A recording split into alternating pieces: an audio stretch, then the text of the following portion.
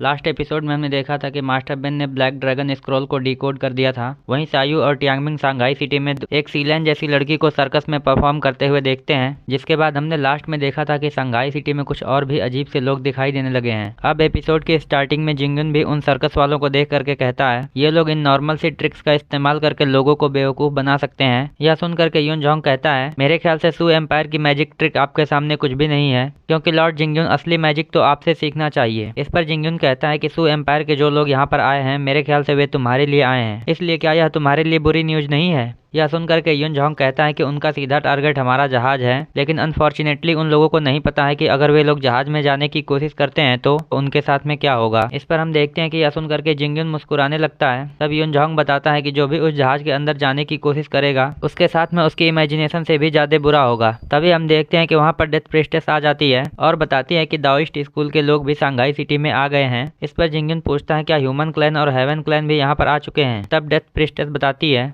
मेरे ख्याल से ह्यूमन क्लैन के साथ में जियाओ याओ जी भी आया है। यह सुनकर के यून जोंग कहता है दाओइस्ट स्कूल सोच रहा है कि अगर वह दो बड़े क्लैन्स में से किसी एक क्लैन के साथ मिल करके हम लोगों को हरा सकता है। इस पर जिंगजुन कहता है कि इस समय उन लोगों को ब्लैक ड्रैगन स्क्रॉल की जानकारी मिल गई होगी, इसलिए उन लोगों का ऐसा करना बहुत ही ज्यादा नेचुरल है। इसके बाद हमारा सीन शिफ्ट होकर के फिर से संघाई सिटी में आ जाता है, जहाँ पर हम फिर से उन्हीं अजीब लोगों को नोटिस करते हैं। इधर लेडी लिंगलोंग भी इन लोगों पर लगातार नजर रख रही होती हैं। तब हमारा सीन शिफ्ट होकर के किन एम्परर पर आ जाता है, जहां पर वह प्राइम मिनिस्टर लीसी और जनरल मेंगटियान से कहता है इस समय हम लोगों का सीक्रेट इंक्रिप्शन प्लेट चोरी हो गया है, इसलिए अब ब्लैक ड्रैगन स्क्रॉल में लिखी हुई बात किसी से छुपी नहीं रहेगी। तो फिर अब तुम लोग बताओ कि तुम लोग उस समय क्या कर रहे थे कि उन लोगों ने यह सब कुछ कर दिया। यह सुनकर के जनरल मेंगटियान कहता है कि इसमें मेरी गलती है कि मैं उस प्लेट को बचा नहीं पाया, इसलिए आप चाहें तो मुझे पनिशमेंट दे सकते हैं, क्योंकि मेरे पिछले मिशन को भी ब्लेड मास्टर गायनी ने बेकार कर दिया था। इस पर हम देखते हैं कि किन एम्परर कुछ भी नहीं बोलता है। अब जनरल मेंगटियान कहता है कि इस बार मैं 2 गुना लोगों के साथ में उन लोगों को ढूंढने की कोशिश करूंगा और जल्दी से जल्दी उन लोगों का शिकार करूंगा। इस पर किन एम्परर प्राइम मिनिस्टर लीसी से पूछता है। तब प्राइम मिनिस्टर लीसी कहते हैं कि मैंने नेट ट्राइब के लोगों को बता दिया है, क्योंकि हमारे दुश्मन हमारी सिटी में इकट्ठा होकर के कोई मीटिंग करना चाहते हैं। यह सुन करके किन एम्परर कहता है कि फिर तो उन लोगों के अंदर कुछ ज्यादा ही हिम्मत आ गई है, क्योंकि वे लोग हमारे मेन सिटी में मीटिंग करना चाहते हैं, इसलिए क्या तुम कंफर्म हो कि वे लोग ऐसा करेंगे। इस पर प्राइम मिनिस्टर लीसी कहते हैं कि हाँ मैं एकदम कंफर्म हूँ, क्योंकि मुझे यह खबर देने वाला आदमी उन लोगों के बीच में छुप करके रह रहा है। यह सुनते ही किन एम्परर पूछता है कि क्या तुम लोगों ने उनके बीच में अपने आदमियों को भी भेज दिया है। इस पर जनरल मेंगटियान कहते हैं कि इस समय हम लोगों के पास जो खबर है हमें उसी आदमी ने दी है, जिसकी वजह से हम लोग उनके ऊपर अचानक से अटैक करने वाले हैं। इसके बाद हम देखते हैं कि जनरल मेंगटियान अपने सोल्जर्स को लेकर के आगे बढ़ने लगता है। वहीं जिंगजुन भी इन लोगों के साथ में सीधा मोइस्ट स्कूल के सीक्रेट बेस की तरफ बढ़ रहा होता है। तभी हमारा सीन शिफ्ट होकर के गाओ जियानली पर आ जाता है, जहाँ पर वह बाकी लोगों के साथ में एक मीटिंग करने के लिए इकट्ठा हुए होते हैं। तभी वहाँ पर एक और पर्सन की एंट्री होती है। तब हमें पता चलता है कि ये दाओइस्ट स्कूल के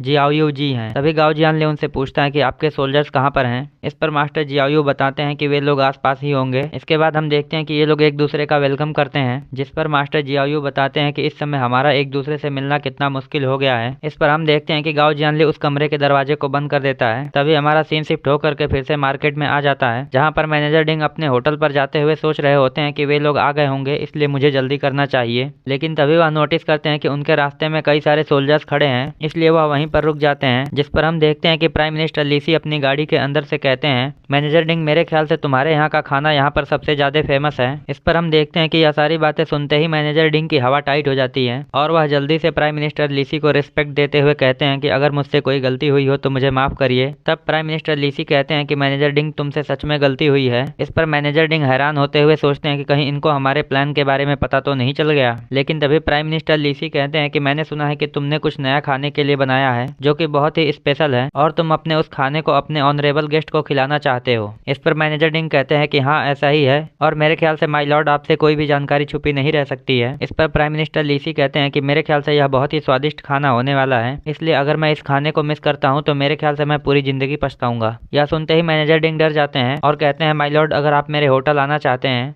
तो यह मेरे होटल के लिए बहुत ही अच्छा होगा। इस पर प्राइम मिनिस्टर लीसी गाड़ी के अंदर से हंसते हुए कहते हैं मैनेजर डिंग मुझे खुशी हुई कि तुमने मुझे आने से मना नहीं किया, इसलिए मेरे ख्याल से अब तो कोई सवाल ही नहीं उठता कि मैं तुम्हारे खाने को बिना टेस्ट किए चला जाऊं। इसके बाद वह मैनेजर डिंग से कहते हैं कि क्यों ना हम लोग इसी समय तुम्हारे होटल चलें। तब हम देखते हैं कि मैनेजर डिंग डरते हुए कह देते हैं ठीक है आप चल सकते हैं। यह सुन करके प्राइम मिनिस्टर लीसी कहते हैं कि क्यों ना तुम हम लोगों को अपने होटल तक का रास्ता दिखाओ। इस पर मैनेजर डिंग डरते हुए सोल्जर्स को लेकर के अपने होटल की तरफ बढ़ने लगते हैं। तभी हमारा सीन शिफ्ट होकर के के मोस्ट स्कूल के सीक्रेट बेस पर आ जाता है, जहाँ पर हम देखते हैं कि मिस जिनू मिस रोंग का ख्याल रख रही होती हैं। लेकिन तभी वह अचानक से वहाँ पर कुछ अजीब नोटिस करती हैं, जिस पर वह खिड़की से बाहर देखने लगती हैं। तब वह देखती हैं कि जनरल मेंगटियान अपने सोल्जर्स के साथ में वहाँ पर आ गया है, और यह देखते ही वह हैरान हो जाती हैं। इधर जनरल मेंगटियान वहाँ पर पहुँचते ही अपने सोल्जर्स को कहता है कि यहाँ पर जितने भी घर हैं उन सभी को चेक करो, और कोई भी चीज अगर तुम्हें सस्पिशियस लगे तो तुम उसके बारे में जल्दी से रिपोर्ट करो। इसके बाद वह खुद भी उतर करके वहाँ पर चारों तरफ देखने लगता है, जिस पर हम देखते हैं कि जिंगिन भी इनके पास पहुँच जाता है, और वह वहाँ पर पहुँचते ही मिस जिनू को नोटिस कर लेता है। तब हम देखते हैं कि जनरल मेंगटियान भी उसी तरफ बढ़ने लगता है। तब हमारा सीन शिफ्ट होकर के फिर से गाओ जियानली की मीटिंग पर आ जाता है, जहाँ पर हम देखते हैं कि डाओजी बाहर के खतरे पर नजर रख रहा होता है। वहीं मास्टर जियायू भी उस डिकोडेड मैसेज को पढ़ लेते हैं और पूछते हैं क्या यही ब्लैक ड्रैगन स्क्रॉल से मिली हुई जानकारी है। तब मास्टर बेन कहते हैं कि हाँ, यही जानकारी मिली है। इस पर मास्टर जियायू कहते हैं कि इसका मतलब है कि किन एम्परर शंघाई सिटी में आ रहा है। तब ब्लेड मास्टर गाइनी बताते हैं कि इस ट्रिप को किन एम्परर ने 3 साल पहले प्लान किया था, लेकिन अब तक वह अपने जहाज के बनने का इंतजार कर रहा था। इस पर मास्टर जियायू कहते हैं कि मेरे ख्याल से अब उसका जहाज बन गया है, इसलिए किन एम्परर जल्दी ही अपने पैलेस को छोड़ करके जहाज पर जाएगा। इस पर एक और मास्टर बताते हैं कि ब्लैक ड्रैगन स्क्रॉल में किन एम्परर के महल छोड़ने की डेट के बारे में नहीं बताया गया है, इसलिए हमें डेट के बारे में कुछ अंदाजा नहीं है। तभी मास्टर बेन बताते हैं कि उस जहाज को यिन यांग स्कूल और गोंगसू फैमिली ने मिल करके बनाया है, जिसमें किन एम्पायर का बहुत ही ज्यादा टाइम और पैसा लगा हुआ है, इसलिए यह तो तय है कि किन एम्परर को उस जहाज से कुछ ज्यादा ही उम्मीदें हैं। तब गाओ जियानली कहता है कि इसलिए जिस दिन वह जहाज आगे चलने के लिए तैयार होगा उसी दिन किन एम्परर भी शंघाई सिटी में आ जाएगा। इस पर मास्टर जियायू कहते हैं कि उसी दिन एजेवरा ड्रैगन भी एक्टिवेट होगा, क्योंकि मेरे ख्याल से सू एम्पायर के लोग भी शंघाई सिटी में आ गए हैं। इस पर ब्लेड मास्टर गाइनी कहते हैं कि मेरे ख्याल से उनका टारगेट भी वही जहाज होना चाहिए। तब गाओ जियानली कहता है कि अगर ऐसा है तो वे लोग हमारे दुश्मन नहीं हुए। इस पर टेई चुई कहता है कि आखिर में कितने लोग उस जहाज के लिए आ रहे हैं, इसलिए क्या किसी को यह पता है कि आखिर में वह जहाज कब चलेगा। यह सुन करके गाओ जियानली कहता है कि हमें वही पता करना है। तभी सायू के अंकल पूछते हैं आखिर में किन एम्परर ने इतने बड़े जहाज को क्यों बनवाया है, और ये युनझोंग कौन है। तब ब्लेड मास्टर गाइनी बताते हैं कि युनझोंग यिन यांग स्कूल के 5 एल्डर्स में से एक है। दूसरी तरफ यिन यांग स्कूल के हर एक एल्डर के पास अपनी एक स्पेशल एबिलिटी होती है, जिसमें युनझोंग के पास में मेडिसिनल स्किल्स हैं। इसके बाद ब्लेड मास्टर गाइनी आगे बताते हैं कि एक बार युनझोंग ने किन एम्परर के सालों पुराने माइग्रेन पेन को ठीक कर दिया था, जिसकी वजह से किन एम्परर को उसके ऊपर पूरा भरोसा है।